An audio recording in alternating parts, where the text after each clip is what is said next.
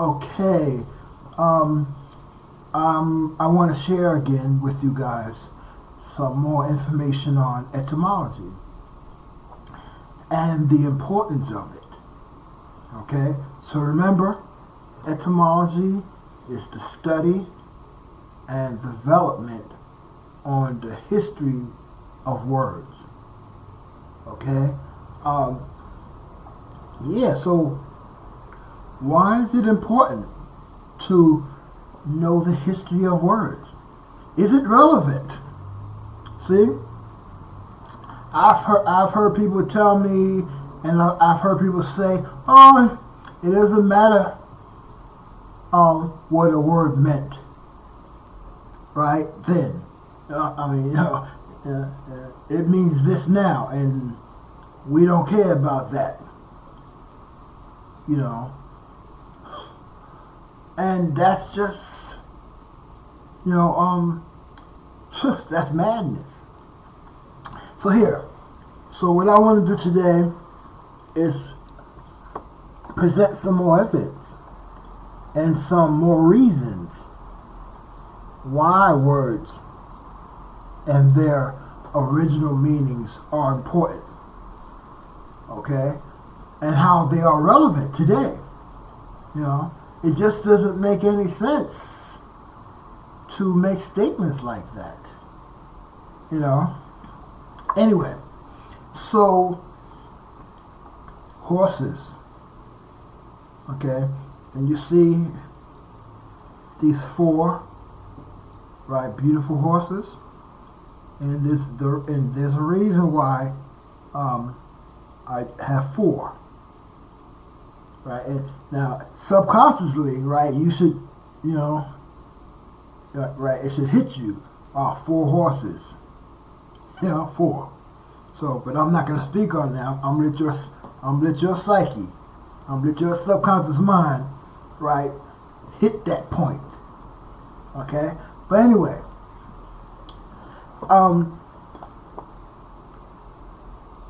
the word animal, right, it actually means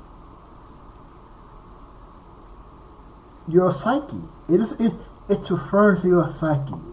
It's referring to your mind, right? Your soul. See, and this is the first step that we have to recognize. Okay, and I'm gonna give some. I've given this information before, but I'm going to give a little more information on this. Okay, a little more detail into why it's important to know, like, the word animal, because when you pick up your Bible, right, there's a lot of animals. There's a lot of you got snakes and horses and you got all type of things. You got four horsemen and this and that. So it's important to know how and what the word animal really means and really is referring to. And again, this is very powerful because it doesn't require any beliefs. It doesn't require, like a whole bunch of, digging, like things that don't exist and we have to find them. No, we deal with words. It's very easy, right? It's very, you don't have to, go anywhere to pick up a dictionary. There, I'm saying, so it's just a question of knowing how to read, But anyway, so I want to just present some things on horses, okay? And I'm gonna come back around and give that proof, that evidence on the word animal. It's actually referring to our minds, right? Our psyche, our emotional behaviors, our central nervous system. So here's a little passage from where's it at? This book here. Okay, Dictionary of All Scriptures and Myths. Okay, so this came from there. All right. So here, so this is on horses. So you can see, look at this. It's talking about right off the bat. You got the word intellect in here. See? You got the word mind. See? And then, excuse me. Right here. Horse. A symbol. See? Right there, those two words right there, very important. A symbol. What type of symbol it's being referred to here? A symbol in its higher aspect of the intellect, or intelligence. See, right there, telling you,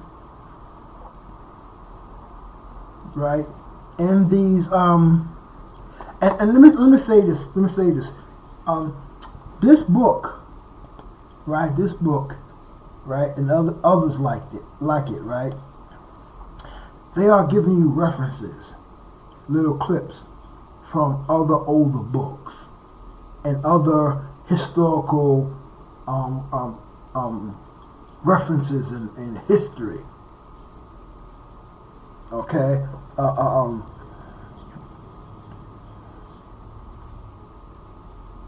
So here you can see down here that they give you I can't pronounce this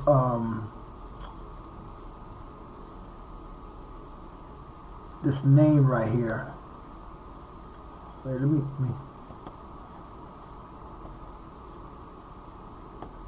okay. But this is Sanskrit. I should have. I have a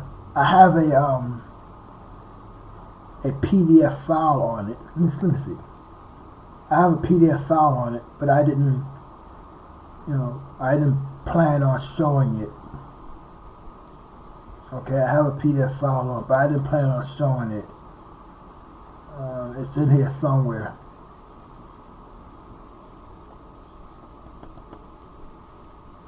Yeah, but anyway. Yeah, so this particular book, it gives you like pieces of information from different books, different pieces of literature, different things, different statements, and different cultures, right, that talk about these things. Okay, so you might get some, like in the Hindu culture, right? What they refer to horses, and right, and you might get some Greek and some Latin, different cultures. But you can see here that in this particular book, they are referring to horses as something to do with the intellect of the mind. Okay? Let me bring it more close to home for us. Right, a lot of us grew up Christians. A lot of us are Christians. Right, so let's look at a Christian point of view. The word Philip, the name Philip, it means lover of horses. See? Lover of horses.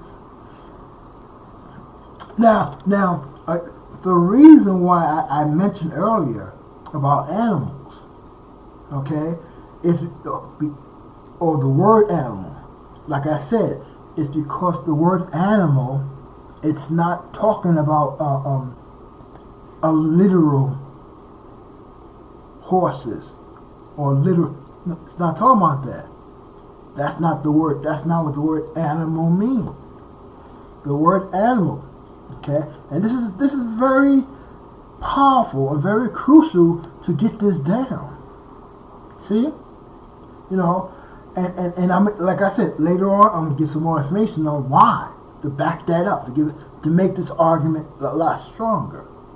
Okay, so the word animal, as you can see here, it comes from the Latin, see, anima, and also you hear the word animate.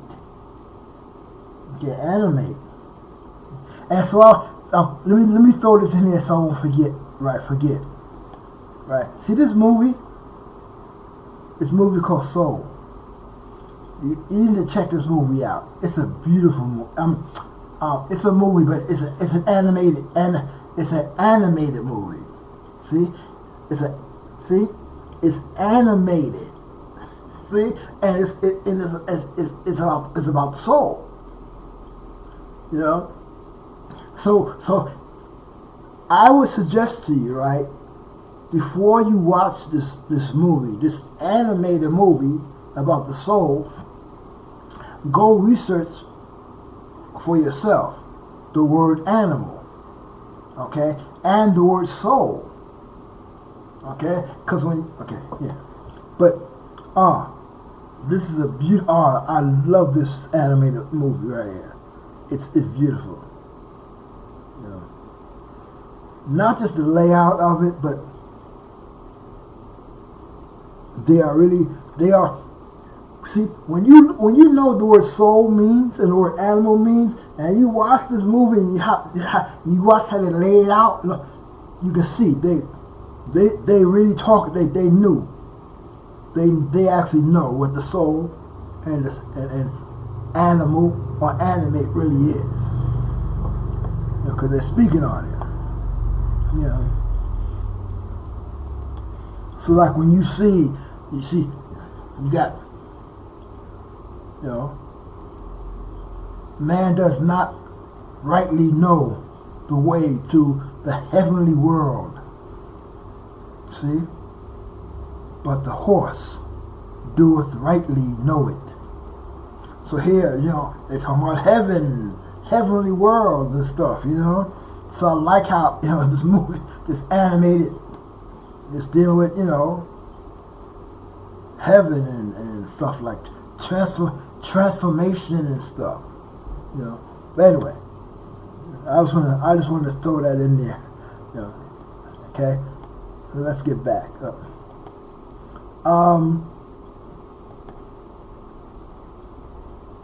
I'm showing you all these things. I ain't trying to show. Yes, so here, so you see here, anima, right? See, it means soul. The soul. See? Animal.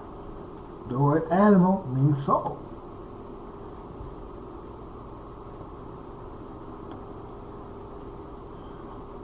See? And I have this dictionary here. See? Animal. And we like I've already said, right? We always bypass all this definition stuff. See, we bypass that, right? Because we want the truth, which is down here, right? The origin of the word animal. What does it really mean? Because remember now, you can't change the original meaning. So it's crazy for people to say, "Oh, it don't mean that no more." No, it will always mean that. I'm saying, you can't change history like that. I'm saying, if those people back in the day wrote books, and they wrote this word, and they used this word animal in a particular way, you can't change that. See, it don't make no sense. You can't change a book that you can't change the meaning in a book that already had a particular meaning. That's crazy. Why are you even doing that? Why are you destroying history like that? Why are you trying to hide information? See? So we see, animal has nothing to do with four-legged creatures. You know, a cat, a rat, a dog, a horse, a pig, a cow. It has nothing to do with that at all. See, and this is so powerful when you know this. See, like wow. See, because when you see this, so you say, oh, so when them people wrote these books, 15, 16, 17, 1800s, right? When they wrote these books, and you see the word animal in there, you realize, hey, they were not talking about a cow or a goat. That word, right, always meant, right, or referred to the minds of people. I'm saying it always meant this, you know, anima. See, animal. Here's anima. Look. See, you bypass these two definitions. Go to the truth right here. Anima, animal, anima, animation. See. Mind, soul. This is what the word animal means. It means mind. It means soul. It means the psyche. The word psyche. I mean, when you click in step, let's see. Let me go back here. Because see, the way I made the connection, right, when I was doing my study originally, to the word psyche, right, I went to the word psyche, and then it took me back to the word soul. So that's how I realized that the word soul is referring to the psyche. You know, so you know I didn't like go to the word soul and find the word psyche. I went the other way. You know, I had to go. You know, I went to psyche. You know.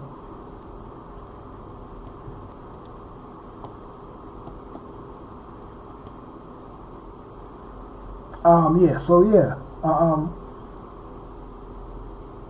Let me type in psyche for you, so you know.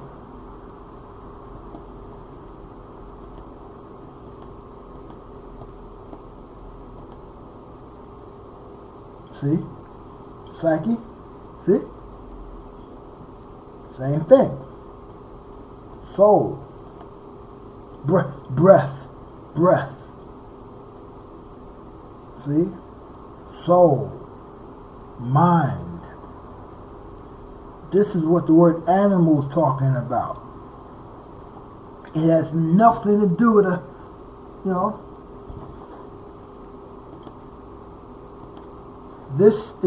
These are not animals. Okay? They have their own names.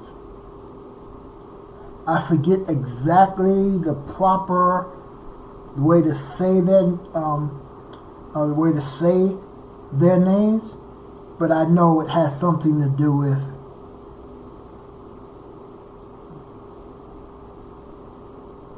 hippo. See, hippo. I know it has something to do with the this right here. See the HIPPOS. I know it has something to do with that. Yeah. Well, you can look it up for yourself later, or whatever. But you know that's it right there. Okay. Yeah. So that's horse. You know, this is what you know. Yeah. I mean, see, so once you get over that, see, once you realize, hey, wait a second, the word animal, it actually is referring to, the human mind, the human, what I'm saying? It has nothing to do with a cat, a rat, or a dog, or a snake, see? Yeah. So here's the little, so here's that little biblical thing right there with, with Philip. Okay, this is just to show you the biblical thing. So let me give you some. Let's take it another way now. So the reason why I'm showing you the Bible, right, is to show you the dates right here. So this is right 1611. Okay, 1611. Okay. And also,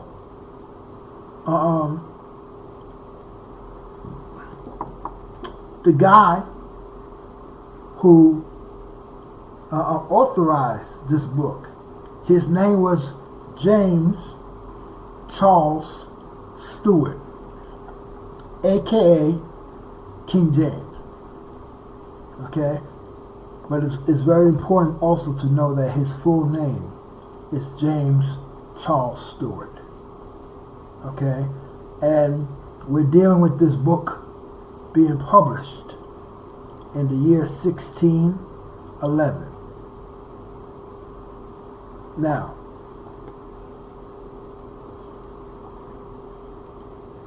so this is like a little history. Remember now, etymology is dealing with history, the history of words. Okay, so here's the history of the English language of words. Right? So, see here, 1500, see right in here. See right in here. Early. Shut up, you. Early modern English. See right here. Early modern English. Okay? So this is telling us, right, that this book that most of us have in our homes, right, was written in the particular English language that was being used, right, in the 1600s. Okay? And that particular language was early modern English. Okay? And now I didn't put this here. This red stuff here. Okay? I found this image right here online. But you see how they also referencing the great vowel shift.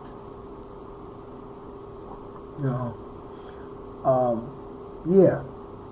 But now this is the main thing I want to show you right here. The backup evidence. Shakespeare. See? In this time period of early modern English, Shakespeare, right? And Shakespeare was creating, Shakespeare was James Charles Stewart's best. They were friends, big time friends. Look, Shakespeare. You know what I'm saying? This is the guy that created thousands of words, thousands of words. In what language? Not See, not Middle English. Okay, he didn't create all these words in Middle English. He created all these words, right, in early modern English. Okay, the same time James Charles Stewart was putting his Bible together. Now check this out. yeah. See right here. You know, James Charles Stewart, aka King James, him and Shakespeare were friends. Big time. So you can research this. You know, and now look how closely friends they were. See? James Charles Stewart, right, was not only friends with Shakespeare, right, he supported him big time. He was a patriot of Shakespeare. See? Patriot, right? A person who gives, funding and, support, help all. So, he helped him and Shakespeare work together. Now, see? Around the same time as James Charles Stewart, aka King James, as he was putting his Bible together, right? Shakespeare was also dealing with words and making plays and all that stuff. See, Shakespeare just wasn't like doing plays. He was, because they were words. See, because they had costumes and stuff on, right? But the main thing when he got up on stage, it was what he said, and he created a whole bunch of characters. Okay, Shakespeare. Remember now. And what you should do too, you should go. There's books, right? You should go do some research on how many words did Shakespeare actually create in the early modern English. Thousands. But you need to go check it out for yourself. So make the connection. Look how colorful the James Charles Stewart Bible is, right? The King James Bible. Look at how the animal, the characters, because we know there's no talking snakes and all this stuff. We know men don't make babies and all. We know you can't cut no man's side or open and pull out a woman, and so we know all that stuff. But that is the way they wrote. They wrote in these personified allegories and colorful ways. They wrote in these, poems and these hidden sayings and stuff. That fancy girl getting stuff. Your hair is like the golden, your lips are like rubies and all that stuff. See, these are words that they created to expressing ideas, but they were very beautiful. But see, so when you check out Shakespeare and you check out James Charles Stewart's work, you can see. You can see where he got all these how it came together like that. You know what I'm saying? They collaborated. See, Shakespeare and James Charles Stewart collaborated to write that book like that. Remember now, the word book, the word Bible just means book. See.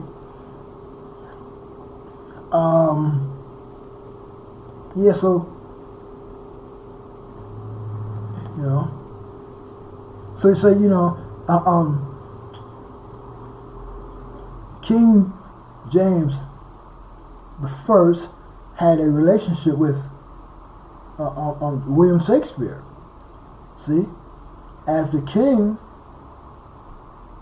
was a patriot of Shakespeare's acting company. He supported Shakespeare's company. He had an acting company. I guess this is the name of it right here. The Lord of Chamberlain.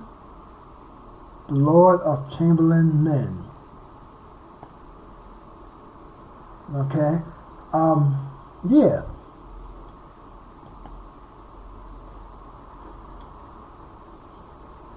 See, the Lord of Chamberlain's men. So you can go check that out. You can go check this out for yourself. Check out the company. Check out what, James Charles Stewart, as he was writing his Bible, Shakespeare was about words and writing stuff too. So they collaborated together.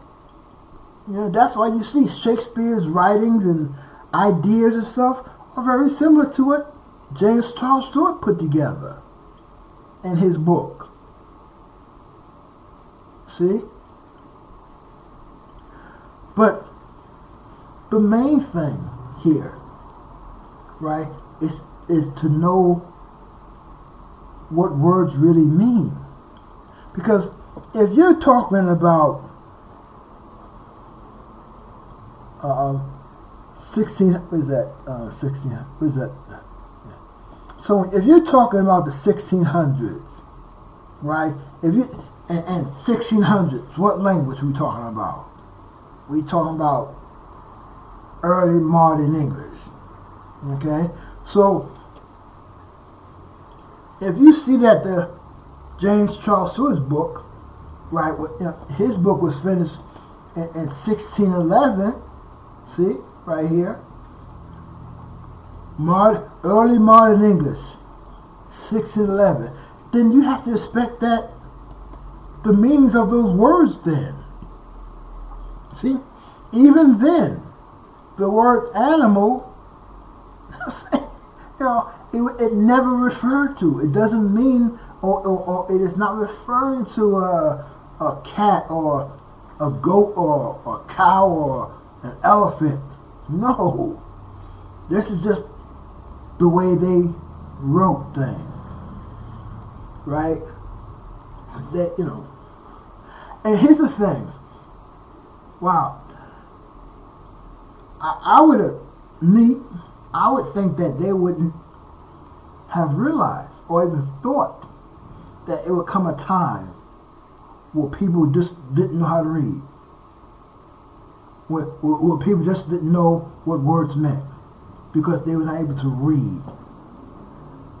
Remember, reading is the ability to interpretate signs and symbols. See? And go research that for yourself. But you see how that's very different than what they told you in school. See? They got people thinking that reading is just regurgitating what's being put down on a piece of paper. That's not what reading is. Reading is the ability to think, right? To interpret, to distinguish, right? The meanings of signs, symbols. See? And we have to remember the so-called alphabet. They're ABCs. These are just symbols. So if reading is the ability to interpret symbols, which are the alphabet, then we have to also realize, based on that, that these individual symbols have meanings behind them. And now, we know that, right, if we think about it. You go crack open your dictionary, you go to letter A, right, this letter A, and it would tell you a whole bunch of things on A. It would say A is associated with the word one, because A means one. A means original. A means prime, prime choice. Yeah, right. It means what we got alpha. Like they say, alpha and omega. So we know that the letter Z, right, represents the omega. But when we use it as the ending, but but there's more to it than that. Okay, so say now if you're going into the symbols, say now if you're trying to read the symbols of Greek.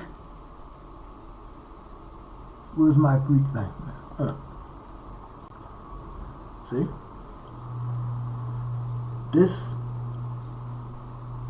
This here is a Greek symbol or letter. But why did they make it like this? See? Remember, every symbol is made that way for a reason. They didn't just they didn't just make a mistake. They made these things this way because they represented things. When you look at the number system, 1 through 0, these numbers, right, the shape of them, right, are made that way because they are representing something. And here's the thing. They are always representing something in physics. Okay? And they are always representing the physics of people. Okay? And the physics of people. Now, when I say physics, I'm not just talking about the physical, the outer body. I'm talking about the things inside too, like the mind. See, this Greek word here, right? It is representing the psyche, the soul, the animal in us. Okay? And it is also representing your central nervous system. Okay? This is, see? And they make it, look. Don't these things look like snakes? Look. Don't they look like little snakes? See? A snake. And when you understand this stuff, right? I mean, look, you got the trident. See? Just but yeah, so you got, so this is where they get, see? See? This is where they, the medical, here's, see the medical symbol right there? It's a medical symbol.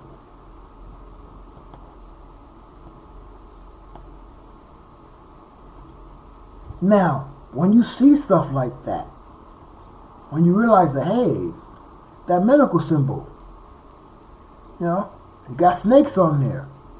And you say, wait a second, I mean, doctors, they've been around a long time. This is a norm. No one was afraid of this. Snakes on it. Why were they not calling this stuff evil? Oh, evil, snakes, no good. But this is science, doctors. This is, see? And then you got to say to yourself, hey, wait a second. Not only has this information been around a long time, this is studies. People who have known, people were studying this stuff. Matter of fact, they were writing this stuff down. See, there's tons of books on these things.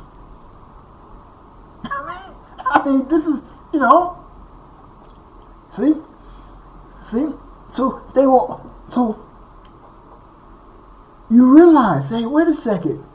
People have been studying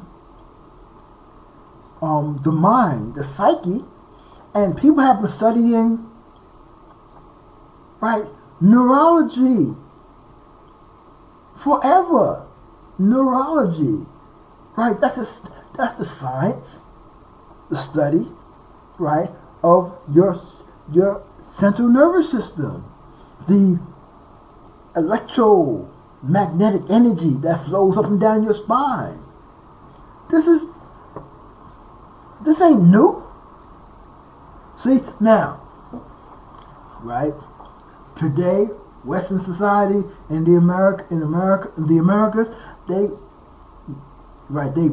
kind of put your mind in a way that, hey, this is new science. We're finding new things, and we're just learning about cancers and the brain and see. And then when you see this, they say, hey, wait a second. What you mean? That information's already been out. It's already been, people already knew about this stuff. You know what I'm saying? See, it's nothing new. See, people already knew about how the body works, and see.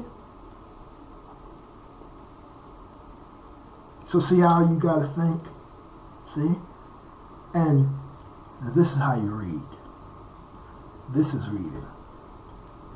See, reading is the ability to interpret the signs and the symbols. Being able to distinguish between them and realize the differences and to articulate them. Just as I'm doing here. I am articulating to you, right, the meaning of these signs and symbols and how they differ from one another in various degrees and aspects, and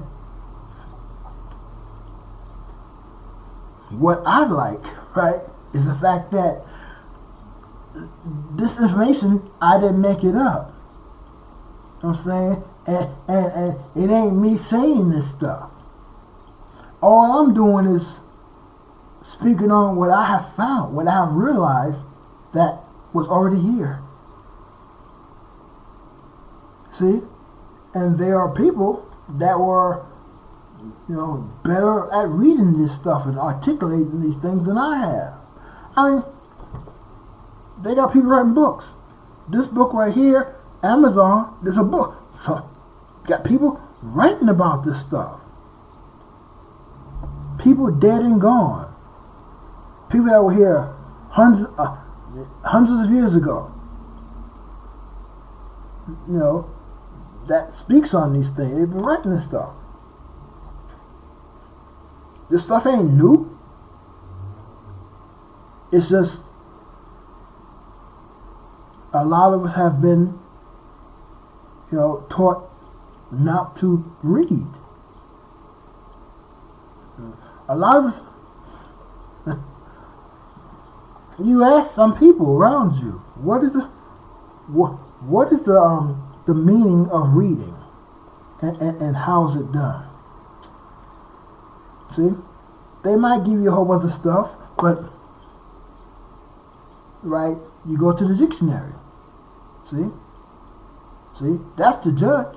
You go to the book, the words. Well, what? See, the words. So no matter what I say or what you say, it has to agree with what was already written. See, and what was already written about reading, right? It says reading is the ability to interpret signs and symbols. It didn't say or give the image that you're talking about English. Or being able to regurgitate what's already on a piece of paper. That's foolishness. Anybody can do that shit. You know what I'm saying? But can you understand? But can you, or do you know what these various symbols mean? Do you know why the letter A was made that particular way? See, do you know why the letter A, right?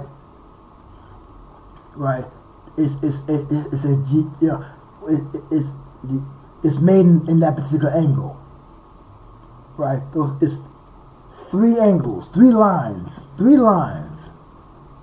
right? In a particular angle. Why is it looking like that? Why is it shaped like that? See? Why is it just straight? Why three lines? See? Why three lines, and why did they construct it that way? See? And then, why does the letter B have these curves in it? See? Why is it curved? See? And why do they say when you go study the alphabet, see, why is it just those two letters?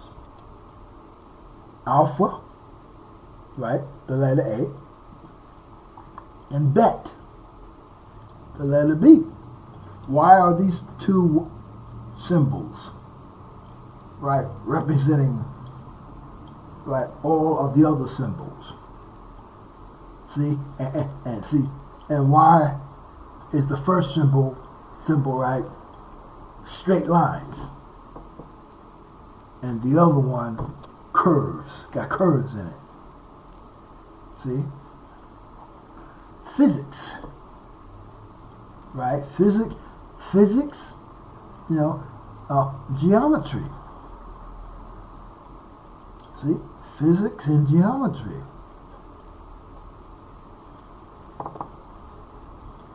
Because that's another meaning behind the Masonic symbol, right? The T-square and the compass.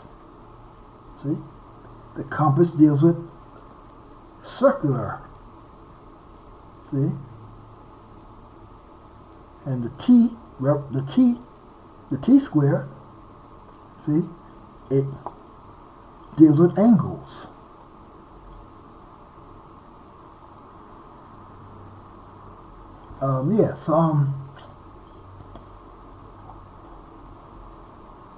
That's what this is. The psyche. Psychology. See, this is a symbol for psychology. Right? Psychology, the study of the soul, the study of the mind. See? And they've been doing this. That's why in the biblical scriptures, it says, physician, heal thyself. Physician, see? See? You're the doctor. But anyway, I just wanted to share with you mostly here, right? The the relationship between James Charles Stewart, aka King James, and Shakespeare, who were both right, colorful, poetic, and allegorical, all those linguistic, creative words of styles of writing. See, they put beautiful things together. They made these beautiful stories. See, when you go and you look, the actual meaning of words, particularly like the words in the Bible. You realize, hey, this is a beautiful book. See, say, wow, okay, I can deal with this. It's a beautiful book.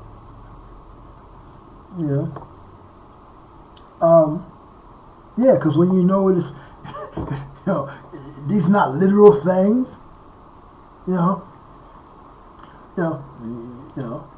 you know, like the word man, it doesn't mean male, like the male sex organ, a penis. you know that man means mind. It's the mind. It's not even dealing with the physical. It means mind.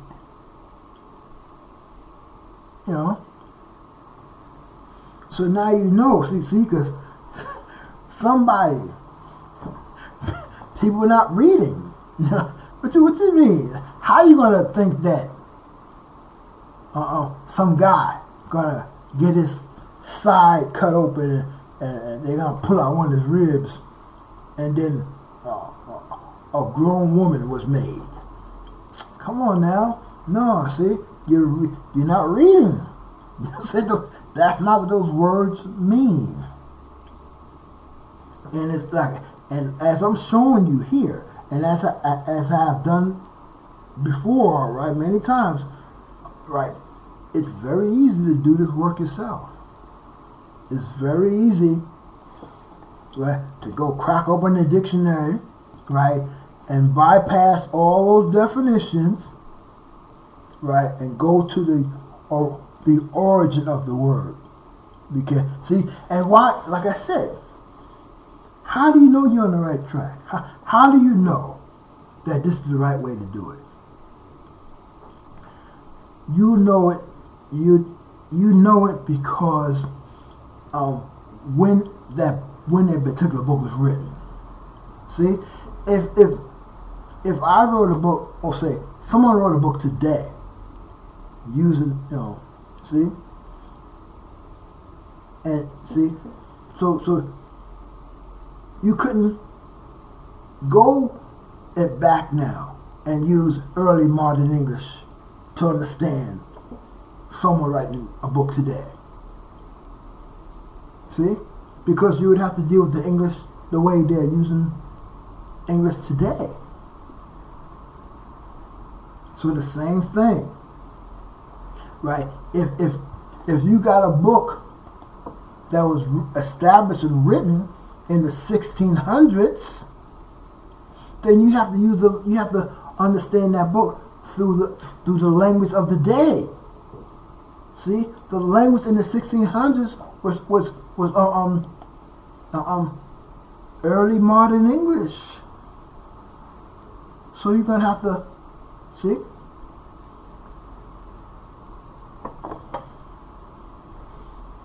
Oh, let me see. What I was going to show you too.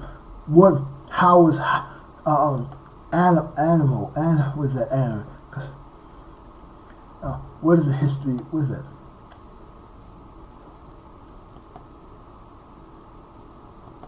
Because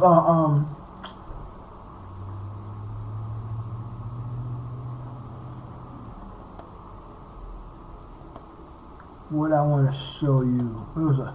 I thought I put something else up here. No.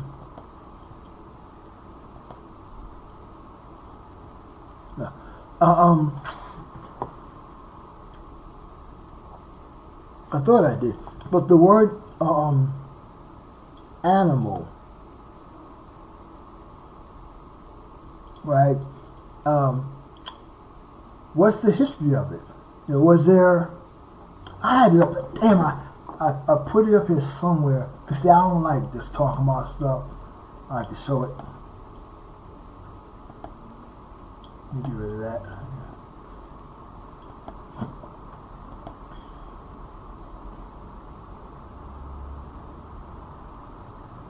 Oh yeah, here it is right here. See?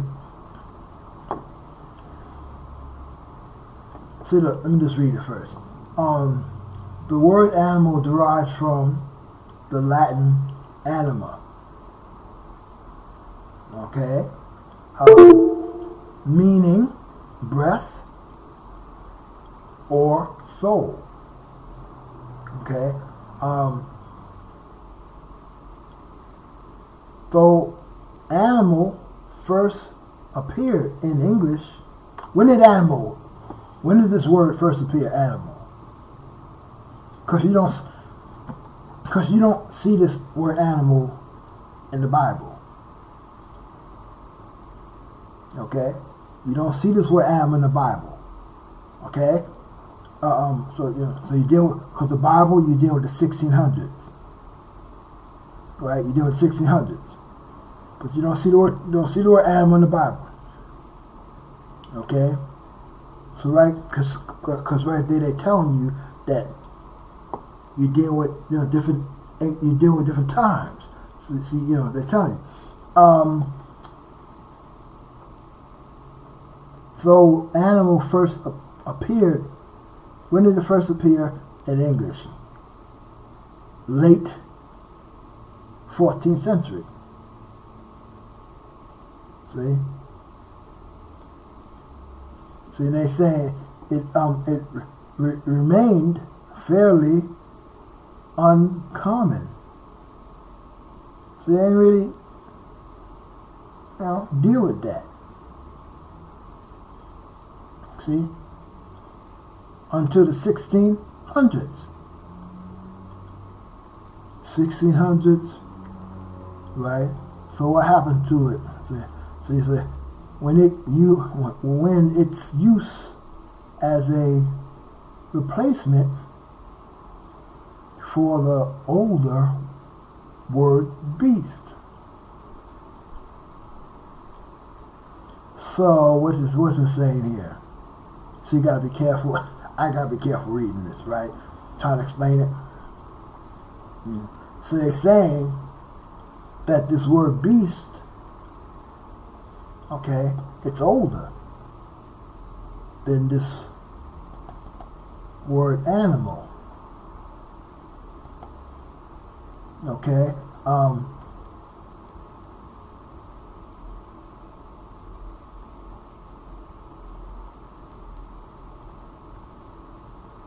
it remained fairly uncommon until the 16th century, when it used as a replacement for it.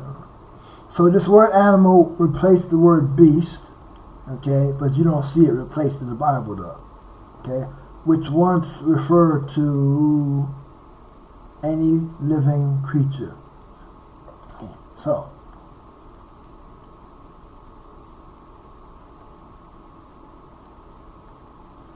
they're telling you that this word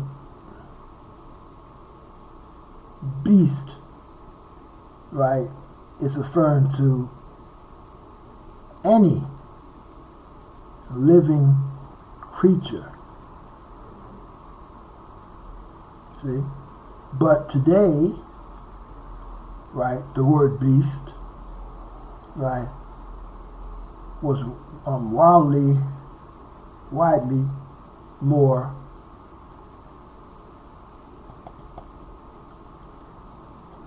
ferocious. Yeah. Ferocious, see? Yeah, so this is why I suggest to people particular etymological books, because the way it is laid out makes the reading and the understanding of it more easy. See, they make it more clear. See, but I took my time right here, right, just to show you how if you don't take your time, if you don't understand or know, that words were created at different times and they replace other words. If you don't know that, and and you're reading stuff like this, you can get easily lost. So you have to practice this stuff. And there are, like I said, there are other etymological reference books that make this a lot easier. So yeah, I hope I gave some more information on than what I've done previously. The importance of knowing the history of words and how to use them, and that you just can't do away with the original meaning of a word. If you take a word and you start talking about, it don't mean that no more, it means this now. Well, what you gonna do with the original meaning? You know what I'm saying?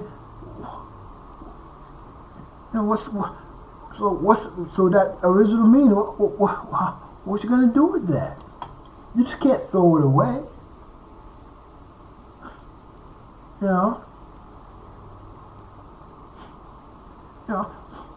What happens now if you want to go back and read a book that was written in early modern English?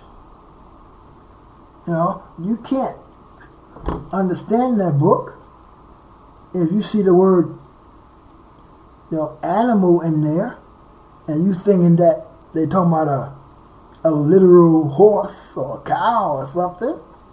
See, you're gonna be all messed up. Wow. Anyway, so great. So let me go. Okay. So again, as always, this is our true history, our true culture, and our true language.